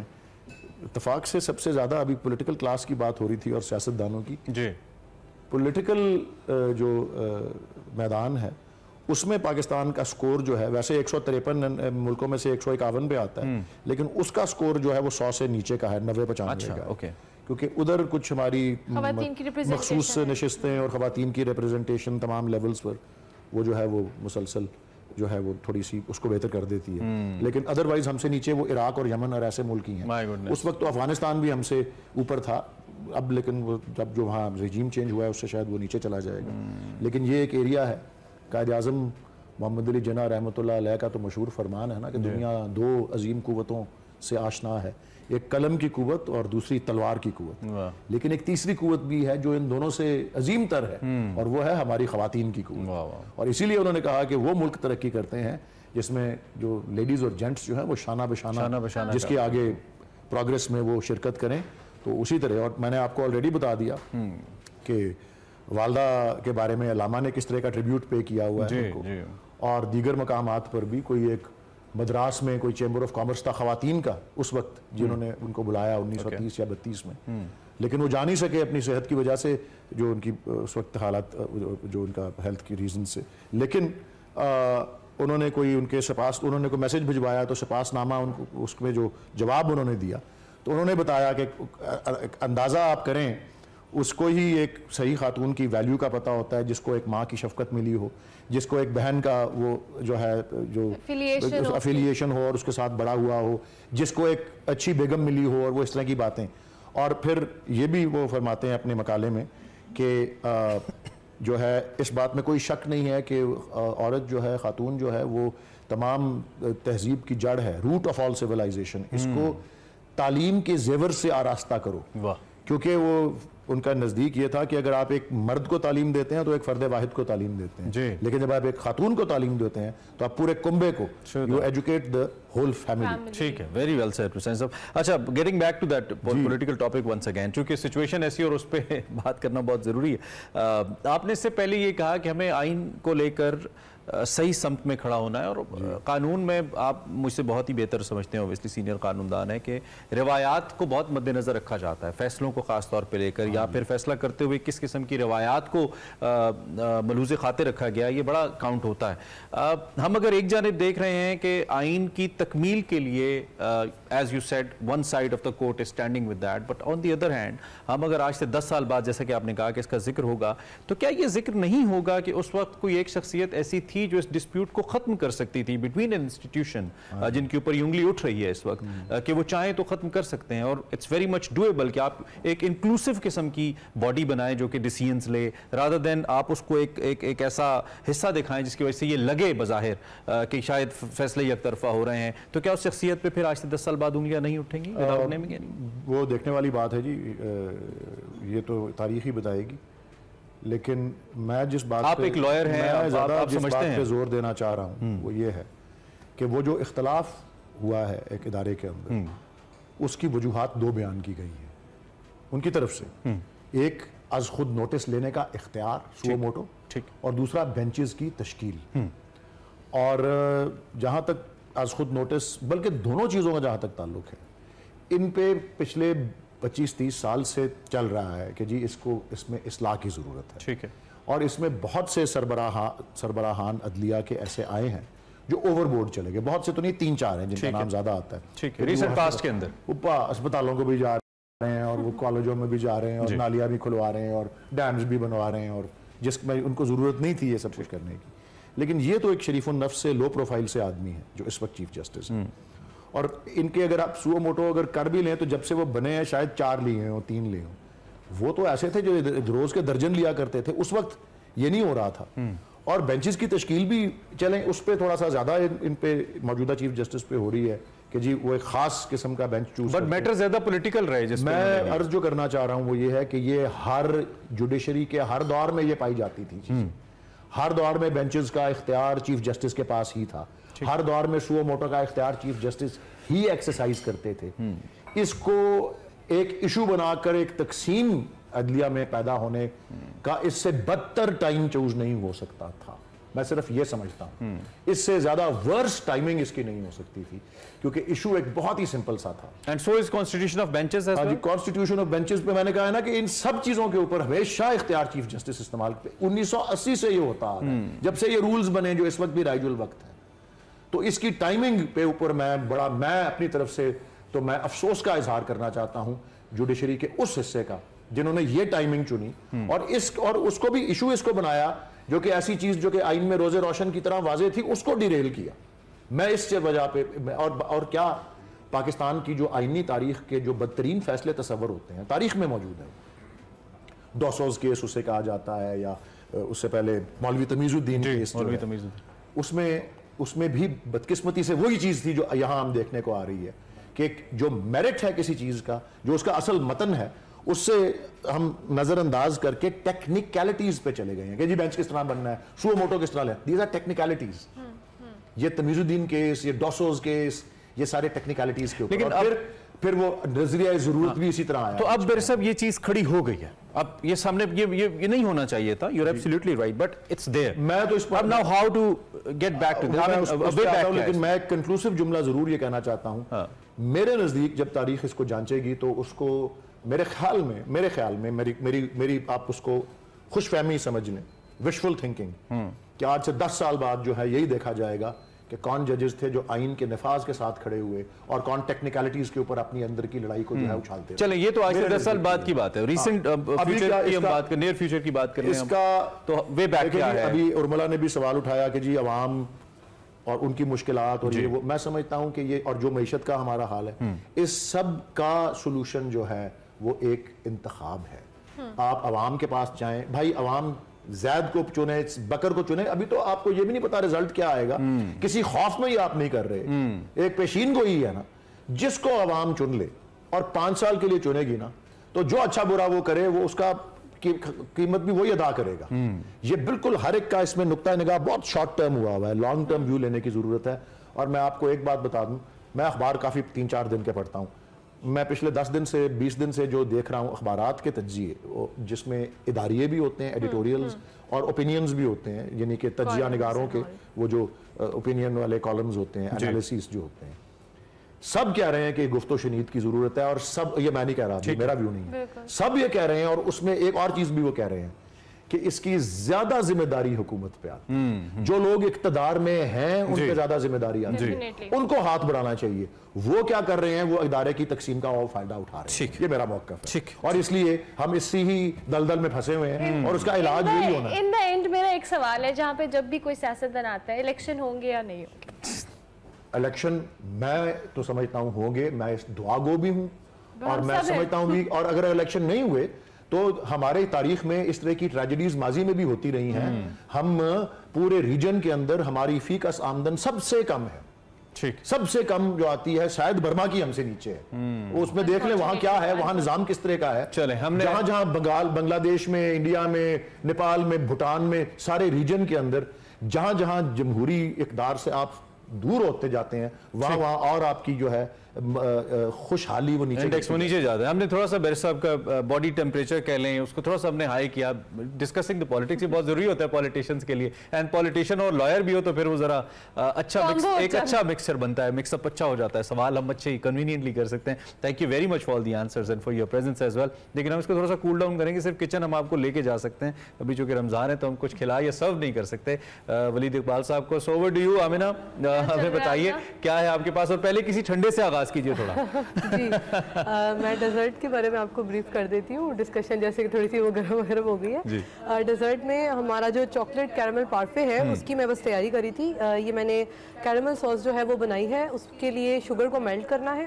بہت کیئرفلی 30 سیکنڈز جی اس کو میلٹ کر کے اندر اس میں کریم ایڈ کی ہے میں نے اس کے بعد اس کے اندر میں نے اس کو ہاف میں نے سیپریٹ کر لیا اور ہاف میں نے ملک ایڈ کر کے یہ جو کیرمل چاکلیٹ کسٹرڈ ہے یہ میں بنا رہی ہوں یہ کیونکہ بنا کے اس کو مجھے ٹھنڈا کرنا ہے اینڈ دین پھر اسمبلنگ اس کی میں کروں گی میں نے اس میں بسکٹس کی لیئر لگا دی ہے اینڈ دین اس کے بعد میں ون بائی ون اس کے اوپر جو اسٹیپس ہوں گے ہم ساتھ ساتھ کیمرے پہ بھی دکھاتے رہیں گے آپ سے پوچھتے بھی رہیں گے تھینک یو ویری مچ ہمارے مہمانوں کا بھی بہت شکریہ ہمیں ایک بریک لینی ہے بریک کے بعد واپس آئیں گے آپ دیکھتے رہیے خیر رمضان لال تو پایا کتوں لال تو پایا دس دے حلیمہ سانو ساریاں کتوں لال تو پایا دس دے حلیمہ سانو ساریاں کتوں باغ جگایا دس دے حلیمہ سانو ساریاں کہ ہن تیری اگلی او ٹور نہیں ڈاچی بھی ہن کمزور نہیں کہ ہن تیری اگلی او ٹور نہیں ڈاچی بھی ہن کمزور نہیں کون اسوار بٹھایا دس دے حلیمہ سانو ساریاں اور جگمگ آنگن رہندائی دن جیویں چانن رہندائی جگمگ آنگن رہندائی دن جیویں چانن رہندائی کتوں رنگ چڑھایا دس دے حلیمہ سانو ساریاں اور آ گئے سکھ تیرے پاس نے کہ تیرے لباں تے ہن ہاسے نے آ گئے اے سکھ تیرے پاس نے تیرے لباتے ہونے حسین ہاں کس نے آن ہسائی دس دے حلیمہ سانو ساریاں کتوں اے لال تو پائی دس دے حلیمہ سانو ساریاں کتوں اے باغ جگائی دس دے حلیمہ سانو ساریاں. ماشاءاللہ سبحان اللہ سبحان اللہ. بہت ہی خوبصورت کلام رضوان صدیق ہمارے سامنے پیش کرے تھے. اور یہ پروگرام کا دوسرا حصہ ہے جس کا 5 بجے کے بعد آغاز ہوتا ہے. سو آغاز ہوا چاہتا ہے. بالکل آگے بڑھتے ہیں اور اب بات کرتے ہیں پاکستان میں ایک ایسی بیماری کے حوالے سے. کیونکہ آپ کو پتہ ہے کہ جس کی پاکستان میں بہت ساری ایسی بیماری ہیں جن کی آگاہی نہیں ہے اور جن سے متعلق پاکستان میں آگاہی نہ ہونے کے برابر بھی ہے. ہم بات کریں الزائمرز کے حوالے سے جس کو ہم ڈیمنشیا بھی کہتے ہیں. ایک دماغی بیماری ہے جو عموماً 60 سال سے زائد عمر کے افراد میں عام ہے. اس مرض میں انسان اپنے آپ سے متعلق تمام چیزیں اور جو آپ کے رشتے ہوتے ہیں ان کو بھول جاتا ہے. بھولنے کی جو کہہ لیں ایک سٹیج میں داخل ہو جاتا ہے. اسی میں سے کوئی واپسی کا امکان بھی نظر نہیں آتا اور اسی بیماری سے جو یادداشت ہے اور جو سوچنے کی صلاحیت ہے وہ بھی ختم ہو جاتی ہے. اور پھر جو وہ آپ کی زندگی یا روزمرہ زندگی کے جو آسان ترین کام ہیں ان کو انجام دینا بھی بہت مشکل ہو جاتا ہے. ماہرین کے مطابق جو الزائمر مواد کی وجہ بننے والی بیماریوں میں 6 نمبر پر ہے جبکہ بزرگ افراد کا جو لوگ خیال رکھتے ہیں ان کو اس حوالے سے آگاہی کی بہت زیادہ ضرورت ہے تاکہ آپ کے گھروں میں موجود جو بزرگ افراد ہیں ان کی اچھی طرح سے دیکھ بھال بھی ہو سکے. لیکن انفارچونیٹلی پاکستان میں لوگ اس بیماری کو بڑھاپے سے بہت زیادہ ریلیٹ کرتے ہیں. لوگ کہتے ہیں سٹھیا گیا ہے, عمر زیادہ ہو گئی ہے اس لیے بھول جاتا ہے. وہ نہیں سوچتے ایک بیماری ہے. ایک ریسرچ یہ کہتی ہے کہ یوکے اور ویلز میں ڈیمنشیا اور الزائمر کی بیماری میں 2022 کی اگر ہم بات کریں تو موت کے سب سے بڑی سبب کے طور پر یہ بیماری سامنے آئی ہے جبکہ 2021 کے مقابلے میں اس میں اضافہ ہوا ہے. اور اس حوالے سے بالکل اور یہ بڑی انفارچونیٹ بات ہے. اور یہ کیوں بڑھ رہی ہے پاکستان جیسی سوسائٹیز میں, کیا اس کا امپیکٹ ہے؟ Doctor Hussain Jafri secretary general Alzheimer Pakistan society ہمارے ساتھ موجود ہیں. ان سے ہم بات کرتے ہیں کہ الزائمر بیسیکلی ٹیکنیکلی سپیکنگ کیا ہے اور یہ کیسے امپیکٹ کرتی ہے. سر تھینک یو ویری مچ. ایک تو آپ کو رمضان مبارک, بہت شکریہ ہمارے ساتھ موجود ہیں. رمضان ٹھیک جا رہا ہے آپ کا؟ بہت شکریہ آپ تشریف لائے. بڑا اہم یہ موضوع ہے تو اس لیے ہم نے ضروری سمجھا کہ ہم دوبارہ سے آپ کی رائے اپنے پروگرام میں شامل کریں. آپ پہلے بھی اس پہ ہمارے ساتھ بات کر چکے ہیں. ہمارے دیکھنے والوں کے لیے بتائیے ایکچولی الزائمر ہے کیا؟ کس قسم کی جو ہمارے سامنے نشانیاں ہوں تو ان کو ہم سمجھیں سمٹمز کو کہ یہ الزائمر ہے؟ جی پہلے میں آپ کو یہ تھوڑا سا کلیریفائی کر دوں کہ 2 ٹرمز اکثر یوز ہوتی ہیں. ایک ڈیمنشیا بھی کہتے ہیں اور ہم الزائمر بھی کہتے ہیں. تو یہ تھوڑا سا کئی دفعہ لوگ کنفیوز بھی ہو جاتے ہیں. تو ڈیمنشیا جو ہے وہ ایک براڈر ٹرم ہے, اس میں ڈفرنٹ ٹائپس کا ڈیمنشیاز ہوتے ہیں. تو جو الزائمرز ہے وہ سب سے بڑی ٹائپ آف ڈیمنشیا ہے. تو کہ یہ دونوں ورڈ انٹرچینجبلی بھی یوز ہو جاتے ہیں آپس میں. تو اب اگر میں ڈومینشیا کہوں یا الزائمرز کہوں تو we are talking about the same thing basically. تو اس میں ہوتا یہ ہے الزائمرز کے اندر کہ ہمارا جو برین ہے اس کے اندر ایک ڈی جنریٹو پروسیس سٹارٹ ہو جاتا ہے. ہمارے برین کے جو سیلز ہیں وہ مرنا شروع ہو جاتے ہیں اور جیسے ہمارے باقی جسم کے سیلز ہیں اگر وہ ان میں کوئی ڈیمیج ہوتا ہے تو وہ ریپیئر ہو جاتے ہیں, ٹھیک ہو جاتے ہیں. جو برین سیلز ہوتے ہیں وہ دوبارہ ٹھیک نہیں ہو پاتے ہیں. تو یہ بیماری سٹارٹ ہوتی ہے دماغ کے اس حصے میں جہاں پر ہماری ریسنٹ میموری سیو ہوتی ہے. ابھی کی میموری میں آپ سے ملا, میں کہیں گیا, کہیں آیا, کسی سے بات کی, وہ جو ریسنٹ میموری ہے وہ وہاں سیو ہوتی ہے. تو اسکپ ہونے لگ جاتی ہے وہ چیز, وہ پھر نیچرلی کیونکہ وہاں افیکٹ ہوتا ہے تو جو آپ کو ریسنٹ میموری کے پرابلم سٹارٹ ہو جاتے ہیں. اور شروع میں تو لوگ تھوڑا سا اس کو نہیں ان کو کلیئر ہوتا, بٹ گریجولی وہ بیماری جو ہے جو آپ کا دماغ ہے اس کے باقی حصوں میں بھی شفٹ ہوتی ہے. تو انیشلی جب یہ بیماری لوگ کو ویزیبل ہوتی ہے تو لوگ اس کو فارگیٹفلنس یا بھولنے کی بیماری سے سمجھتے ہیں, مگر یہ صرف بھولنے کی بیماری نہیں ہے. دیٹ از دی فرسٹ یعنی آپ سائن کہہ لیں یا جو موسٹ ویزیبل تھنگ جو ہماری ہوتی ہے. اس کے اندر پھر ہماری باقی جو صلاحیتیں, ذہنی صلاحیتیں, وہ بھی آہستہ آہستہ امپیکٹ ہوتی ہیں. ہمارا سوچنے سمجھنے کی, ہمارا بیلنس, ہماری لینگویج, ہماری ہر چیز افیکٹ ہوتی ہے. اور پھر یہ بیماری ڈاؤن ہل پروسیس ہے, یہ گریجولی بڑھتی جاتی ہے اور ایک ڈاؤن ہل اس پہ آپ کو لے کے جاتی ہے. مگر سرپرائزنگلی جو ہمارے لانگ ٹرم میموری ہے وہ سب سے اینڈ میں جاتی ہے. اور اس میں یہ ہوتا ہے کہ اکثر جب آپ فیملی سے بات کرتے ہیں ان کو بتاتے ہیں کہ یہ میموری لاس ہو رہا ہے اور وہ ڈینائل میں ہوتے ہیں. وہ کہتے ہیں نہیں جی نہیں آپ غلط کہہ رہے ہیں, ان کو تو اپنے 50 سال پرانی باتیں یاد ہیں, ان کو تو اپنے بچپن کی باتیں یاد ہیں, ان کو میموری کا مسئلہ نہیں ہو سکتا. تو وہ دے ڈونٹ انڈرسٹینڈ. پرانی باتیں یاد ہونے کا یہ مطلب نہیں ہے کہ میموری لاس نہیں ہو رہا. یس, آپ کی جو ریسنٹ میموری ہے نا, یہ اس میں الزائمر اور ڈیمنشیا میں یہ ہوتا ہے کہ recent memory start from recent memory. اچھا ڈاکٹر صاحب یہ بھی بتائیے گا, پاکستان میں اوبیسلی ہمارے ہاں اویئرنیس نہیں ہے اور ہم اس کو بڑھاپے سے بھی بہت زیادہ ریلیٹ کرتے ہیں. نارملی جو ہمارے ارد بوڑھے یا بزرگ افراد ہوتے ہیں ہم کہتے ہیں جی ان کی ایج کے ساتھ ساتھ ان کی میموری لاس ہو رہا ہے یا میموری ان کو پرابلم آ رہی ہے. اس کے ساتھ ساتھ اویئرنیس پاکستان کہاں پہ اس وقت موجود ہے, ہم رینکنگ کی بات کریں یا یہاں پر کتنی اویئرنیس ہے الزائمرز کو لے کے؟ دیکھیں پہلے آپ نے بڑھاپے کی بات کی, تو ہر بوڑھا آدمی کو الزائمرز یا ڈیمنشیا نہیں ہوتا, مگر جو میجورٹی آف لوگ ہیں ان کو بڑھاپے میں ہی ہوتا ہے. تو ہم یہ کہہ سکتے ہیں کہ جب جیسے جیسے آپ کی ایج بڑھتی جاتی ہے یو آر گیٹنگ ڈیمنشیا اور الزائمرز انکریزز. تو عموماً یہ بیماری نا 65 سال کے بعد شروع ہوتی ہے اور اس میں جو ریسنٹ میموری کے ایپیسوڈز جیسے میں نے آپ کو بتایا کہ وہ سٹارٹس ہوتے ہیں. جہاں تک ہماری اویئرنیس ہے وہ تو بہت کم ہے ہمارے جیسے ملکوں میں. اور اگر آپ ہمارا ایک انٹرنیشنل گروپ ہے اس کو کہتے ہیں 1066, تو وہ یہ کہتے ہیں اس کا ریسرچ کرتے ہیں ڈیولپنگ کنٹریز جیسے کہ ہمیں, وہ کہتے ہیں کہ جی جو 66% دنیا ہے جو ڈیولپنگ کنٹریز ہے وہاں صرف 10% لوگوں کو ڈائگنوزز ہو پاتا ہے, باقیوں کا پتہ ہی نہیں چلتا. جو 90% ہمارے مریض ہیں وہ ڈائگنوز ہی نہیں ہو پاتا, نہ ڈائگنوز ہوتا ہے نہ ہم اس کو دیکھتے ہیں. یہ ساری دنیا کا ڈاکٹر صاحب فینومینن ہے یہ this is I am talking about developing countries. Okay, تو 1066 وہ یہ کہتے ہیں کہ جہاں مطلب میجورٹی آپ کے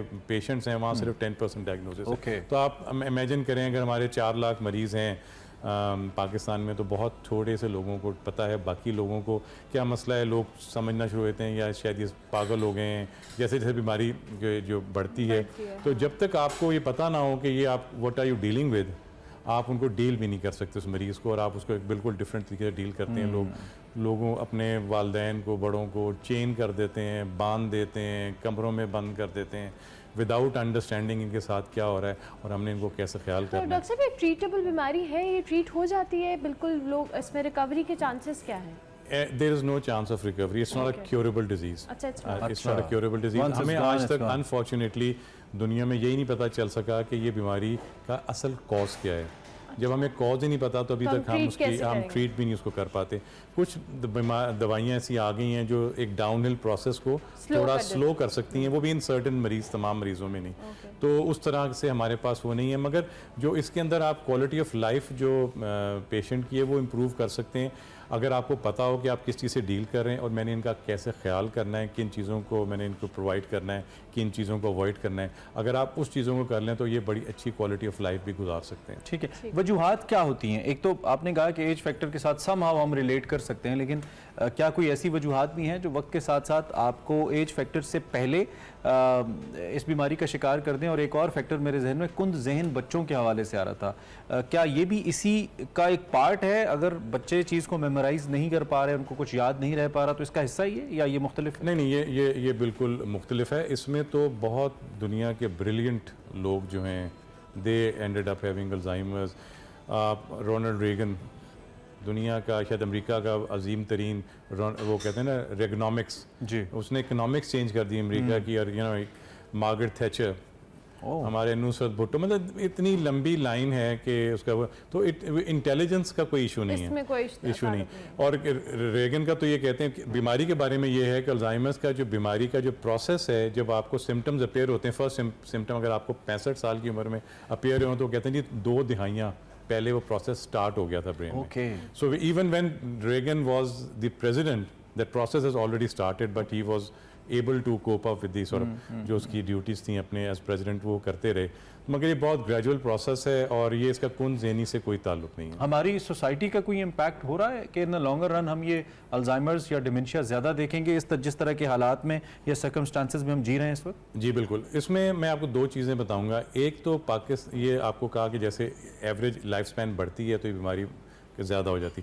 تو Pakistan is a country of young people, ہم بڑے پراؤڈ ہیں اس فیکٹ پہ کہ جی ہمارا میجورٹی جو ہے بلک جو ہے وہ یوتھ ہے.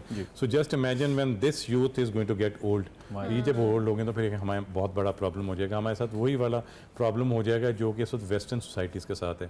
آپ وہاں اگر ویسٹرن سوسائٹیز میں الزائمرز کا لفظ یوز کریں تو وہ ایسا ہی ہے جیسے ہم پولیو کا ورڈ یا کووڈ کا ورڈ یوز کریں, بیکاز وہاں یہ اتنا فریکوینٹ ہے. ہاں, کیونکہ وہاں اتنی ایوریج لائف اسپین ان کا اتنا زیادہ ہے 80 میں اور اس میں ہے کہ وہاں پر یہ بیماری ہر آدمی جانتا ہے, سب کو لوگوں کو پتہ ہے. ہمارے ہاں یہ پرابلم ہے کہ ہم اس کو اس طرح سے جانتے نہیں ہیں. ٹھیک ہے. اچھا ڈاکٹر صاحب, دوسری جانب اب یہاں پر ایک اور سوال بھی, اوبیسلی ہمارے ہاں بہت ینگ ایج میں لوگوں کو بہت ساری ایسی بیماریاں ہیں یا بہت ان کا لائف سٹائل ایسا ہے یا بہت ساری ایسی چیزیں ہماری روزمرہ روٹین کا حصہ ہے جس کا exactly I am talking about technology کا ایکسیسو یوز, یہ ساری چیزیں, ڈو یو ریئلی تھنک کہ ان کا بھی لانگر رن میں امپیکٹ ہے اس بیماری کو لے کر؟ جی بالکل ہے, اور آئی تھنک آپ کے کویشچن کا بھی سیکنڈ پارٹ تھا وچ آئی اسکپ ہو گیا تھا. جی اب جو ریسنٹلی جو سائنس ہے اس نے یہ ہمیں بتا دیا ہے کہ آپ کا اگر ہیلدی لائف سٹائل ہوگا تو you will have a reduce chance of getting ڈیمینشیا. ختم ایلیمنیٹ نہیں ہوگا مگر ریڈیوس ہوگا. تو اگر آپ ہیلدی لائف سٹائل سے مراد ہے کہ آپ کا برین ہیلدی ہو, آپ کا ہارٹ ہیلدی ہو, آپ ڈائبٹیز نہ ہو, آپ کو اسموکنگ اوائڈ کرتے ہوں, you have a good social life, you exercise, salt کا انٹیک تھوڑا کم ہو, تو یہ وہ چیزیں ہیں. اگر آپ کا ایک ہیلدی لائف سٹائل ہوگا تو you definitely have a lower chances of getting ڈیمینشیا. اور آپ نے دیکھا ہے کہ اب جب سے موبائل کا یہ پچھلے 10-15 سالوں کے اندر فینومین آیا, ہمارا تو یوتھ کا تو بہت ہی برا حال ہے. یوتھ کے ہمارے تو آئی تھنک اولڈ لوگوں کا کافی سب کا ہی برا حال ہے, مگر یوتھ کا اسپیشلی. اب ہم مووی نہیں کرتے ہیں اپنی جگہ سے. اچھا ڈاکٹر صاحب, یہ تھرو آؤٹ دا ورلڈ ہی ایسا لگتا ہے کہ سبھی بس اس پہ لگے ہیں. آپ کسی اور ملک میں بھی جائیں, ایئرپورٹس پہ آپ جائیں تو ایوری بڈی از, مگر وہاں پر ایک تھوڑا سا پازیٹیو ہے چیز ویسٹرن ورلڈ میں کہ وہاں جو ان کا جو فوڈ انٹیک ہے نا وہ ہماری طرح ہم بہت جلا کے تیل کے تل کے بھون کے کھاتے ہیں, تو وہ ہم بہت برا طریقے سے کھانے کو کھاتے ہیں, ویئرز وہ بہت ہیلدی کھانا کھاتے ہیں. یہ بہت امپیکٹ. اچھا ڈاکٹر صاحب, آپ کی سوسائٹی کے حوالے سے بھی ہم ضرور جاننا چاہیں گے, آپ لوگ basically how does it operate, کس طرح سے آپ لوگ لوگوں کو کیٹر بھی کرتے ہیں, اور اویئرنیس کو لے کر آپ لوگ کی سوسائٹی کیا کر رہی ہے؟ دیکھیں میں I started off as a care giver. میرے دادا کو یہ مسئلہ ہوا تھا اور ہم نے کافی we went to a very bad patch جس کی وجہ سے which led me to start this. تو ہم نے یہ سن 2000 میں یہ سوسائٹی اسٹارٹ کی تھی. I'm a volunteer myself. تو ہم بیسکلی کیونکہ ہم نے بہت برا پیچ تھا, میرے دادا کا ڈائگنوزس نہیں ہو پا رہا تھا, اسپیشلسٹ ڈاکٹر بھی ڈائگنوز نہیں کر پاتے تھے, فیملی مینیج نہیں کر پاتی تھی, ان کو سمجھ نہیں آتی تھی کہ ان کو کیا ہو رہا ہے. ڈاکٹر کہتے ہیں یہ بالکل ٹھیک ہیں. تو اس کو سامنے رکھتے ہوئے ہم نے پھر یہ سوسائٹی بنائی اپنی, اور ہم اب جو سروسز پرووائڈ کر رہے ہیں, ہم ڈے کیئر سینٹر پرووائڈ کرتے ہیں جہاں پر سارا دن ان کا ہم خیال کرتے ہیں. وہ آتے ہیں, ایک بڑا ہیلدی اور بڑا ایکٹیو ڈے دے اسپینڈ. اس کے بعد ہم جو فیملی کیئر گیورز ہیں ان کی ٹریننگز کرتے ہیں کہ انہوں نے کیسے ان کو مینیج کرنا ہے, یہ بیماری کیا ہے اور کیسے انہوں نے پیشنٹ کو مینیج کرنا ہے. ہم ڈاکٹرز کی ٹریننگ کرتے ہیں کہ انہوں نے ارلی ڈائگنوزس کیسے کرنا ہے اور ان کو پیشنٹس کو مینیج کرنا ہے, کیسے کرنا ہے. ہم کمیونٹی اویئرنیس پہ, جو ہماری یوتھ ہے ان کی اویئرنیس پہ, ان کی موبلائزیشنز پہ, اس پہ کام کرتے ہیں. تو what is the best way to take care of a patient جو کہ اس کا شکار ہیں اور وہ گھر پہ ہیں؟ ہو سکتا ہے آپ کو کچھ لوگ دیکھ رہے ہوں جن کے گھر پہ ایسے کوئی پیشنٹ, کوئی بزرگ موجود ہوں جن کو بھولنے کی بیماری ہو, ہم عرف عام میں کہہ دیتے ہیں, ان کی بہترین کیا ہے, ان کی کیئر کرنے کے لیے کیا کریں؟ وہ دیکھیں, سب سے پہلا یہ کہ ان کا ڈائگنوزس از کریٹیکلی امپورٹنٹ. یہ سب سے اہم ہے کہ آپ ان کا ڈائگنوزس کروائیں کہ ان کا کیا ان کو ایشو کیا ہو رہا ہے. اگر وہ ڈیمینشیا اور الزائمرز ہے تو پھر بہت ضروری ہے کہ آپ نہ صرف آپ جو پرائمری کیئر گیور جو مین ان کا خیال کر رہے ہیں, ان کی بیٹی ہے, بہو ہے, ان کے کوئی گھر کی اور خاتون ہے یا ان کا ملازم ہے. کئی دفعہ آپ کو پتہ ہے آج کل ملازم بھی کیئر گیونگ پہ رکھے ہوتے ہیں. تو یہ بہت امپورٹنٹ ہے کہ جو فیملی ہے ان کو انڈرسٹینڈنگ ہو کہ یہ کیا اس وقت اگر کوئی ایک خاص قسم کا پیشنٹ ریئیکشن دے رہا ہے تو ان کو انڈرسٹینڈنگ ہو کہ یہ ایسا کیوں ہو رہا ہے اور ہم نے ان کو کیسے مینیج کرنا ہے. کیونکہ ہمارے یہاں آپ کو پتہ ہے کہ جو دماغی امراض ہیں ہم نہ ان کو ایکسیپٹ کرتے ہیں اور نہ ہمیں پتہ ہے کہ ہم اس کو ڈیل کیسے کرنا ہے. تو it is extremely important that we understand کہ اس مریض کے ساتھ کیا ہو رہا ہے اور ہم نے اس کو مینیج کیسے کرنا ہے. تو وہ بہت امپورٹنٹ ہے کہ information on the disease and how to look after. ٹھیک ہے. اور اس میں کوئی بیسک ایسی ٹریننگ جو کہیں پہ اویلیبل ہے آن لائن یا کچھ آپ کی سوسائٹی الزائمرز پاکستان؟ جی Alzheimer's Pakistan so that people can reach you and get connected. Yes, Alzheimer Pakistan سے ہم regularly we provide training to health care providers. ابھی رمضان کے بعد بھی ایک ٹریننگ سٹارٹ ہونے والی ہے. تو آپ کے جو سننے والے ہیں وہ اگر چاہیں ہمارے فیس بک پیج آپ کا نمبر اور آپ کی ڈیٹیلز ٹی وی اسکرین پر آ رہی ہیں. فیس بک پیج یا ویب سائٹ پہ آپ چلے جائیں, آپ ہم سے رابطہ کر لیں تو وی ول بی ویری ہیپی آپ کو اس میں شامل کر لیں گے اس ٹریننگ کے اندر. بہت کریٹیکلی امپورٹنٹ ہے. ہم تو ابھی اس لیول پہ ہیں کہ ہم کیئر گیورس کے لیے کہہ رہے ہیں اگر آپ انگلینڈ یا ویسٹ میں چلے جاتے ہیں جہاں یہ بیماری بہت زیادہ ہے تو وہاں ڈیمینشیا فرینڈلی کمیونٹیز پہ کام شروع ہو گیا ہے. وہاں آپ ہر جو وہاں ایک آفس ہے انگلینڈ میں, ایچ اینڈ ایوری آفس وہ انہوں نے ٹریننگ لینی ہے الزائمرز کے اوپر. وہاں ہر اسکول, ہر کالج, ہر ادارے نے زیادہ پینیٹریٹ کر دی ہے. آپ کا شاپنگ اگر ایک مارکیٹ ہے, شاپنگ پلازا ہے, اس شاپنگ پلازا کے جو دکاندار ہیں انہوں نے بھی وہ ٹریننگ لینی ہے. سو دیٹ دے جیسے ہی کوئی بھی کمیونٹی میں آدمی کسی الزائمرز کے مریض کو دیکھے اور وہ سمجھ جائے کہ پک اپ کر لے کہ یہ الزائمرز کا مریض ہے اور اس کو میں نے کیسے ان کو ڈیل کرنا ہے. ڈاکٹر جعفری آپ کا بڑا کنٹریبیوشن ہے اور ہماری بیسٹ وشز بھی. Since you been through this experience تو آپ بہت بہتر پروفیشن کے علاوہ بھی آپ سمجھ سکتے ہیں کہ اس کی کیا سینسٹیوٹیز اور ٹیکنیکلٹیز ہیں. جی الزائمرز جسے عرف عام میں بھولنے کی بیماری کہتے ہیں اور اس میں جو ماضی قریب کی آپ کی میموری آپ کے پیشنٹ کی وہ چلی جاتی ہے, اس کے بارے میں ہم بات کر رہے تھے. آپ ضرور الزائمرز پاکستان کو سوشل میڈیا پہ کنیکٹ کریں فار دا ٹریننگز, اور اگر کچھ ہیلپ یا سپورٹ آپ کی طرف سے بھی ہو سکتی ہے سوسائٹی کی تو ضرور کیجیے. ہیلپ لائن کا نمبر جو آپ کی ٹی وی اسکرین پر آ رہا ہے. ابھی ہم نے چونکہ بریک کی جانب جانا ہے, لیکن بریک پر جانے سے پہلے کچن میں کچھ ہو رہا ہے اور کچن میں کیا ہو رہا ہے آمنہ ہمیں بتائیں گی. جی آمنہ. جی یہ ونگز جو ہیں یہ ہمارے آلموسٹ ریڈی ہو چکے ہیں. میں نے کوٹنگ کر کے آپ کے سامنے ان کو فرائی کر لیا تھا اور اس کے بعد میں نے ان کی یہ سوس بنائی ہے. اس کے لیے میں نے گارلک سوتے کر کے اس کے اندر میں نے چلی سوس, سویا سوس اور آئسٹر سوس تھوڑی سی ڈالی ہے, سالٹ, ریڈ چلی, اور ساتھ میں نے اس کے اندر ہنی ایڈ کیا ہے. اس کے بعد میں نے اس کے اندر ان کو ڈال کے اور اس کو میں جسٹ بالکل لو فلیم پہ اس کے ساتھ اس کو دیکھیں پوری کوٹنگ ہو گئی اور اس سے جو سوس سے ونگز جو ہیں وہ کور ہو گئے ہیں. ٹھیک ہے. دوسرا جو ہے یہ ہنی پین کے اندر ہی آ گیا. ہاں جی, میں نے اس کو جب سوس کو پورا ریڈی کر لیا دین پھر اس کے اندر ڈالنا ہے. فلیم بالکل میڈیم کر دیں گے تاکہ زیادہ کوک نہ ہو, اور پھر اس کے بعد یہ میں آپ کو ڈش آؤٹ بھی کر کے دکھا دیتی ہوں. Very nice.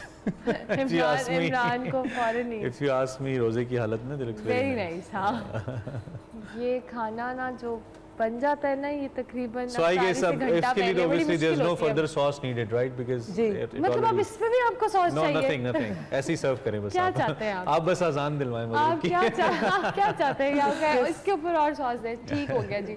یہ ہنی ونگز ان کی ریسیپی جو آپ کی ٹی وی اسکرین پر ریسیپی کارڈ آ رہا ہے, اس میں جو چیزیں ریکوائرڈ ہیں وہ آپ کو کوانٹٹی وائز مینشن کی ہوئی ہے اور آمنہ نے اس کے اوپر گارنشنگ بھی کر دی اور پیارا لگ رہا ہے. ریزلٹ ہے اس کا میں بتا دوں آپ. جی بالکل بتائیں آمنہ. جی یہ میں نے آپ کو بتایا تھا کیرمل سوس میں نے بنائی ہے. یہ ساری چیزیں میں نے اسکریچ سے بالکل ادھر ہی بنائی ہیں. ریسیپی کارڈ اویلیبل ہے. شوگر کو میلٹ کر کے اس میں کریم ایڈ کی ہے اینڈ دین اس کے اندر میں نے یہ ایک وہ کیرمل سوس نکلائی. دین اس کے اندر میں نے اس میں ملک ڈال کے تھوڑا سا کارن فلاور ڈال لیا تو یہ چاکلیٹ کسٹرڈ بن گیا. یہ دیکھیے گا. اوکے آپ اس میں کوٹنگ کریں گی اور آپ اس لیئرنگ کری میں اس کی. یہ لیئر آ گئی. عمران کا بس نہیں چل رہا افطاری ہو جائے. اور جو بچے خوش ہو رہے ہوں گے نا اس کو دیکھ کے, یہ بچوں کے لیے زیادہ ہے. کریم ڈالوں گی, چاکلیٹ سرپ ٹائپ کوئی چیز ساتھ ہے. یہ دیکھیے گا. اینڈ اب یہ میں کیرمل سوس ڈال رہی ہوں. او مائی گڈنس. جیسے جیسے کوٹے لیئرز بن رہی ہیں عمران کی گڈنس اور پتہ نہیں کیا کیا باہر آ رہا ہے. آمنہ ویسے آپ بہت ظلم کر رہی ہیں. I'm running short of words. G G. Look at the recipe card as well جو آپ کو ہم دکھا رہے ہیں. یہ دیکھیے گا. اوپر اوریوز. اب یہ اس کو آپ فریج میں رکھیں گے. یہ چل کر کے آپ نے سرو کرنا ہے. آپ اس کی پریزنٹیشن کریں. سوری ہمیں بریک لینی ہے. بریک کے بعد واپس آئیں گے, ہم اس کی فائنل لک بھی دکھائیں گے. ہم بریک لیتے ہیں, بریک کے بعد واپس آتے ہیں. آپ دیکھتے رہیے خیر رمضان.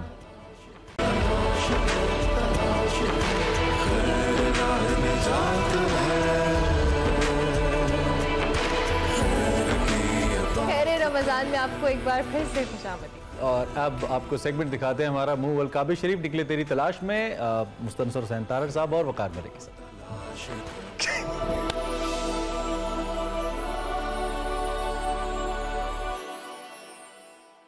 السلام علیکم ناظرین, میں وقار احمد اور آپ دیکھ رہے ہیں نکلے تیری تلاش میں. گفتگو جو ہے وہ ہو رہی ہے منہ والکعبہ شریف کے خوبصورت سفر نامے پہ جو کہ مستنصر حسین طارق صاحب نے لکھا ہوا ہے. بہت ہی کمال سفرنامہ نگار، اور جو سفرنامہ ہے وہ بہت کمال ہے، حج کا سفرنامہ ہے، اس میں جذبات بھی ہیں، اس میں تحقیق بھی ہے، اس میں حساسیت بھی ہے، اور بہت سارے تاریخی ریفرنسز بھی ہیں۔ گزشتہ قسط میں جب ہماری بات ہو رہی تھی مستنصر حسین ترار صاحب کا، تو انہوں نے کہا کہ بعض اوقات ایسا ہوتا ہے کہ ہسٹری جو ہے وہ حذف ہو جاتی ہے اور صرف جذبات رہ جاتے ہیں، اور کچھ آثار قدیمہ کے حوالے سے بات ہو رہی تھی۔ تو ایک بہت اہم سوال پیدا ہوتا ہے، ترار صاحب سے ہی پوچھتے ہیں۔ ترار صاحب بہت شکریہ۔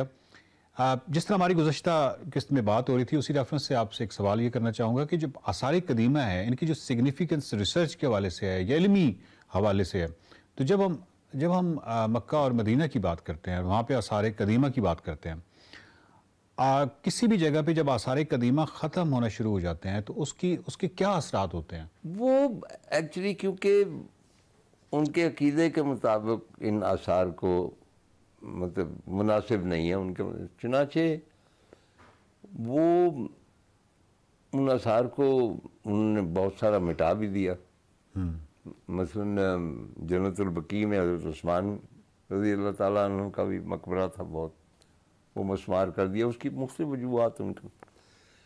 اسی طرح وہ جتنے بھی آثار ہیں ان کی طرف سے جو بھی کچھ باقی رہ گیا ہے، غفلت ایک کہہ لیں کہ غفلت سے مراد ہے کہ ایک جان بوجھ کے غفلت تاکہ یہ گمنامی میں چلے جائے۔ اور میرا نقطۂ نظر اس سے ذرا مختلف ہے چیزوں کا۔ میں یہ سمجھتا ہوں کہ جتنے بھی مذاہب ہیں ہمارے، جن میں کرسچینٹی بھی ہے، جوڈائزم بھی ہے، تو ان ساروں کا ان کی کوئی آثار ایز سچ نہیں۔ اور اگر کسی نان بلیور کو کچھ ثابت کیا جا سکتا ہے تو اسلام کے حوالے سے کیا جا سکتا ہے، کیونکہ آثار ہیں انڈیکیشن۔ مثلا ایک چھوٹی سی بات کہ وہی ایک سویر جب فجر کے وقت خانہ کعبہ کی تیسری منزل میں بیٹھے، ہلکی ہلکی لو روشنی ہو رہی، اور ایک دم کسی طرف سے پرندوں کا ایک غول آیا، یوں کر کے 100-150 پرندے تھے، انہوں نے ڈائیو کیا اور خانہ کعبہ کے گرد یوں کر کے چکر لگا کے چلے گئے۔ معلوم ہوا یہ ابابیلیں تھیں، اور مکے کے ارد گرد جو پہاڑ ہیں انفارچونیٹلی وہ چینج ہو رہے ہیں، یہ وہاں پہ رہتی ہیں۔ اب یہاں پہ یہ جو منظر ہے یہ تصدیق کرتا ہے قرآن پاک سورہ فیل کی، جو ابابیلیں آئی تھیں، یعنی وہ ابابیلیں ایگزسٹ کرتی ہیں، وہ اب بھی ہیں۔ اسی طرح اور بہت سارے آثار ایسے ہیں، اب وہ اس کی تفصیل میں نہیں جاننا چاہتا کہ کون کون سے آثار۔ مثلا غار حرا میں بھی وہ سارا اٹا پڑا گند سے، اس کی صفائی نہیں کی جاتی، پوری پہاڑی کی جبل نور ہے، لیکن وہاں پلاسٹک کے بیگ اور چیزیں، کوئی ہم جیسا جائے وہ جو بھی کر سکتا ہے کچھ چیزیں اٹھا کے کہیں پھینک دے، وہاں پہ کوئی نہیں۔ اسی طرح غار ثور کا ہے، جو ہے میدان احد، وہاں بھی سوائے اس کے کہ وہ حضرت حمزہ کی قبر ہے اور ویسے پتھر ہیں، باہر بہت بورڈ لگے ہوئے ہیں وہ کہ یہاں دعا نہ مانگیے وغیرہ، تو اور بھی اس کے اوپر میں تفصیل سے کسی وقت بات کروں گا کہ کیوں اسینشل ہوتے ہیں۔ مثلا ایک سمپل سی بات، مجھے کعب بن اشرف کا جو قلعہ ہے جس کا تذکرہ قرآن میں آتا ہے ایک جگہ، جہاں پہ رسول اللہ صلی اللہ علیہ وسلم کو ایک پتھر گرا کے یہودیوں نے سازش کی تھی، تو میں وہاں پہ گیا، اور یہ سارے آثار جو تھے وہ سنبھالے تھے ترکوں نے، کیونکہ ترکوں کی بہت زیادہ کمٹمنٹ تھی ان آثار کے ساتھ اور ظاہر اسلام کے ساتھ۔ اور وہاں پہ باہر ایک بورڈ لگا ہوا تھا جو ٹرکش محکمہ آرکیالوجی کی جانب سے وہاں ویزا کیا گیا، پتہ نہیں 100 سال پہلے یا 70 سال پہلے، وہ ابھی تک لگا ہوا۔ تو باقی اس کی تفصیل میں نہیں بتاؤں گا۔ صحیح۔ تو وہ ایک جس طرح ہمارے ہاں وزیرستان میں یا فرنٹیئر میں بڑے بڑے گھر ہوتے ہیں کچے، اور ان کا ایک بڑا دروازہ ہوتا ہے، تو وہ میرا خیال 2 کنال بھی نہیں ہوگا پورا اس کا کھنڈر جو ہے. اچھا وہ اسی طرح ہی ہوتا ہے کہ گھر نما ہے اس کے اوپر ڈیفینس کے لیے، تو وہ کعب بن اشرف کا قلعہ کہلایا. ٹھیک ہے. اب قلعے کا جو کانسیپٹ ہے وہ ہر نیشن کا علیحدہ. اب جب ہم کہتے ہیں کہ خیبر کا دروازہ، تو ہمارے ذہن میں اگر ہم یہاں کے ہیں پاکستان کے تو وہ آتا ہے ہمارے پاس لاہور کے شاہی قلعے کا ہیوج دروازہ. چائنا کو کریں تو وہ بالکل ڈفرینٹ آئے گا، یورپین ڈفرینٹ آئے گا. بہت ساری ایسی نیشن ہیں جن کے دروازے چھوٹے ہوتے ہیں مڈل ایسٹ میں. تو ہر ایک کا کانسیپٹ جو ہے وہ علیحدہ آئے گا. چنانچہ جب آثار ہوں پھر آپ کی وہ اتھینٹسٹی ہوتی ہے اس میں پھر فینٹسی داخل نہیں ہوتی. جب آثار نہ ہو تو فینٹسی داخل ہو جاتی. وہ جو مطلب ہے کہ قلعہ ہے وہ بڑھتا چلا جائے گا، اس پہ جو ریزسٹنس ہوا تھا وہ بڑھتا چلا جائے گا، اور ادھر سے جو وکٹری ہوئی تھی وہ بھی بڑھتی چلی جائے گی. چنانچہ جو آثار ہیں وہ اتھینٹیکیٹ کرتے ہیں تاریخ کو، اور اسلام کی بیشتر ایسی چیزیں ہیں جن کے آثار اگر محفوظ کر لیے جاتے، کچھ ہیں وہ اتھینٹیکیٹ کرتے ہیں کہ دس از اے کریکٹ ہسٹری. بہت شکریہ طاہر صاحب. ناظرین، موول کعبہ شریف کے حوالے سے بات ہو رہی ہے، اور جس طرح اس سیگمنٹ میں ہم نے دیکھا ہے کہ یہ کتاب پڑھنا اس حوالے سے بھی بہت ضروری ہے، کیونکہ آثار قدیمہ کے حوالے سے تو بہت ہی تفصیل سے طاہر صاحب نے لکھا ہے. اس میں موول کعبہ شریف کا یہ جو خوبصورت سفر نامہ ہے، اس پہ گفتگو کا سلسلہ جاری ہے. مزید سوالات ابھی ہم پوچھیں گے ان سے. اگلی قسط میں ملاقات ہوگی. دیکھتے رہیے نکلے تیری تلاش میں.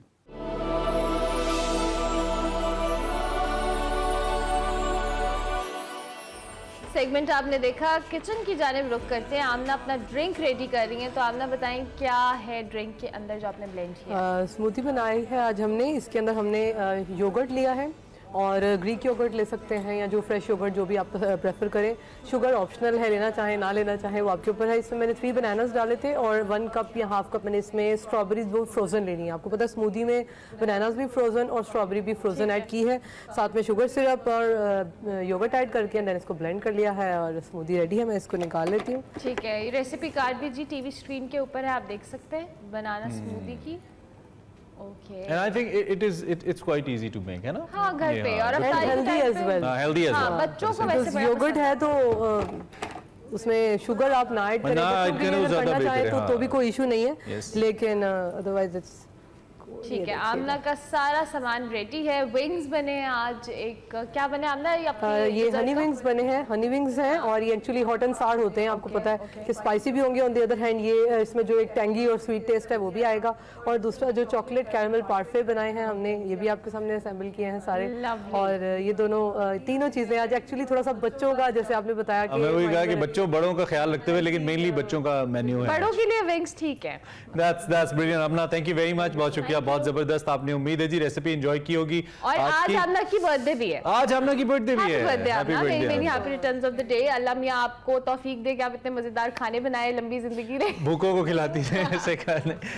ٹھیک ہے جی، بیسٹ وشز کے ساتھ آگے بڑھتے ہیں. پروگرام ہم نے ختم کرنا ہے، آپ سے اجازت چاہیں گے، لیکن اس سے پہلے ہم آج آپ کو جو سیگمنٹ آخر میں دکھائیں گے وہ ہمنہ خالد ہوسٹ کر رہی ہیں، اور وہ اسلام آباد میں مختلف جو ایسے لگتے ہیں، کیا انہیں کہتے ہیں، دسترخوان کہہ سکتے ہیں، جو افطار دسترخوان لگتے ہیں، وہاں پہ جاتی ہیں. آج وہ کہاں پہ گئی ہیں اور کہاں پہ افطاری کر رہی ہیں، آپ کو کیا دکھا رہی ہیں یہ آپ دیکھیے گا. ہم آپ سے ملیں گے انشاءاللہ کل. اس وقت کے لیے اللہ حافظ.